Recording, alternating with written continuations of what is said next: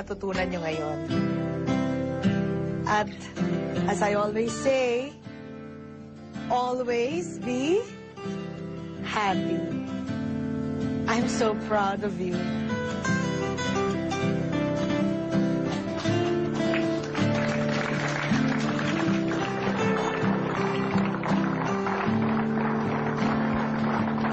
Simple lang pala kung paano ako ligaya sa mundong ito.